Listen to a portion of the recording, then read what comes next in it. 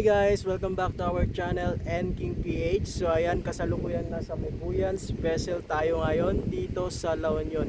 Kaya kung balak mong mag La Union, tara, puntahan natin. Paparanara, paparanara, paparanara, paparanara, paparanara. Sa pampang ng dagat may hugis na umuusbong. Mga sisid lang luntian sa hangin ay sumasabay ang bulong. Dala-dalawa, 21 ang bilang. Isang tahanang sining sa buhangin ay humihimlay.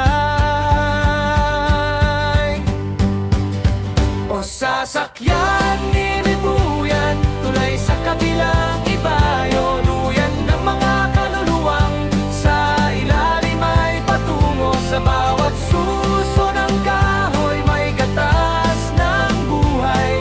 Sa pagitan ng alon, ikaw ang aming gabay. Papararara, papararara, papararara, papararara, papararara. Hindi ito barkong gawa sa bakal o tanso, kundi mga kamay ni Leroy humabi ng bagong anyo. Mga pod na magkakabit parang ugat ng nakaraan.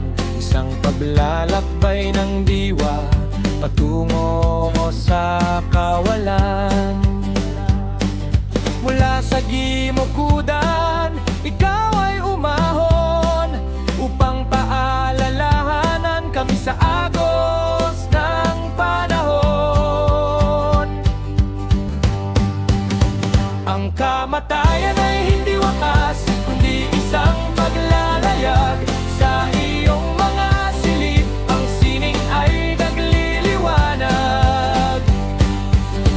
O sasakyan ni Mebuyans, tulay sa kabilang ibayo. Duyan ng mga kaluluwang sa ilalim ay patungo. Sa bawat suso ng kahoy may gatas ng buhay.